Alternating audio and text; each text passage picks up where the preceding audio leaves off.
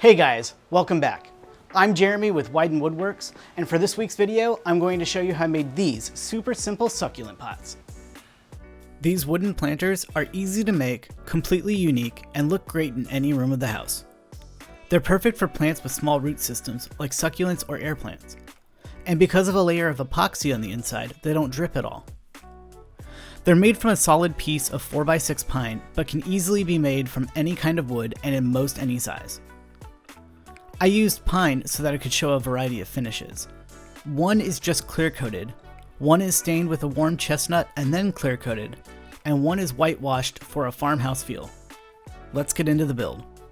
For this project, I picked up a 4x6 beam from Home Depot for about 20 bucks. I started by roughly marking out 6-inch sections on the beam. This dimension doesn't have to be exact at all because I'll be cutting chunks off of it later. But by having the piece be roughly square, it makes it easier to handle.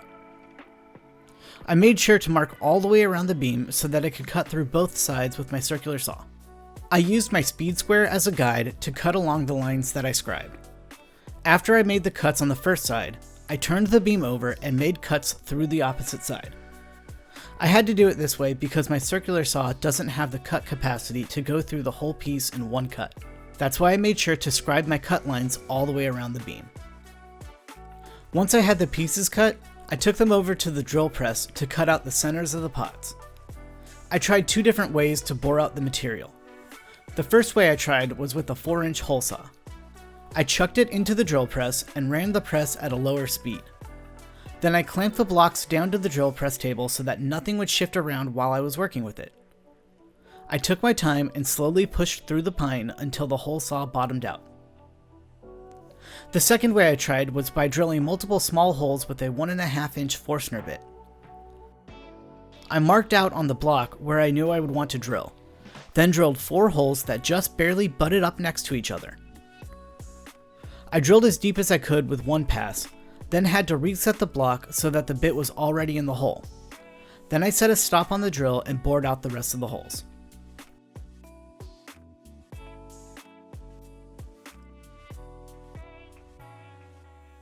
Once the holes were drilled out, I needed to do some cleanup. For the ones that I used the hole saw on, I actually needed to still knock out the center material.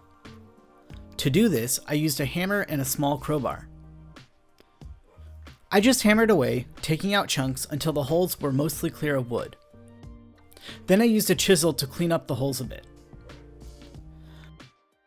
For the pots that I used the Forstner bit on, I had to chisel away the areas where the bit didn't overlap itself. I like the results of the Forstner bit better, it's a lot cleaner, but the hole saw versions took about half as long. Now for the fun part. I used my bandsaw to cut random angles on the pots. I just felt it out as I was doing it, and whatever looked good as I was cutting is what I went with. Because this process is completely random, no 2 pots will ever come out exactly the same.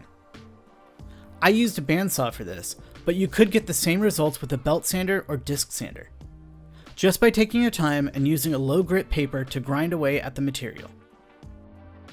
To make the pots waterproof on the inside, I mixed up a bit of 2-part epoxy. Then I used a foam brush to paint the epoxy into the holes, making sure to cover all the sides as well as the bottoms. Epoxy creates heat as it's curing, and the pots are a small confined space, so just be careful not to put too much into each pot, otherwise you'll get some smoking. And be careful not to inhale any of the epoxy fumes. Once the epoxy fully cured, I could sand each of the pots. I used my random orbit sander with 80 grit paper to do the final shaping on each angle and to remove any epoxy that dripped outside of the holes. I also hand sanded around the edges of the hole to remove any sharpness. Then I worked my way through 120 grit and finally 220 grit before moving on to finishing.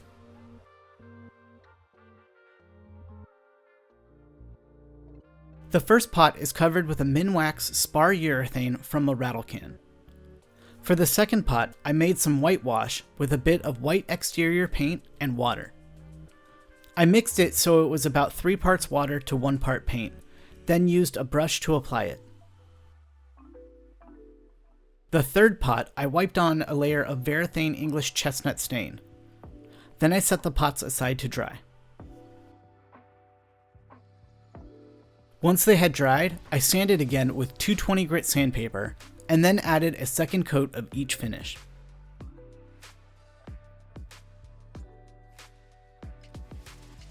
Once the second coats were done drying, I could plant the succulents.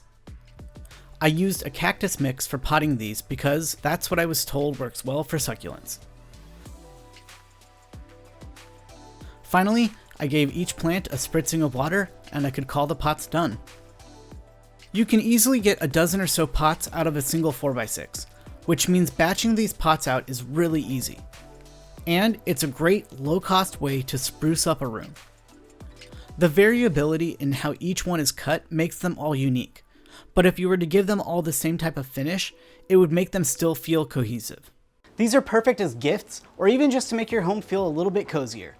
I hope you enjoyed this video. If you did, make sure you like and subscribe so you don't miss any future videos.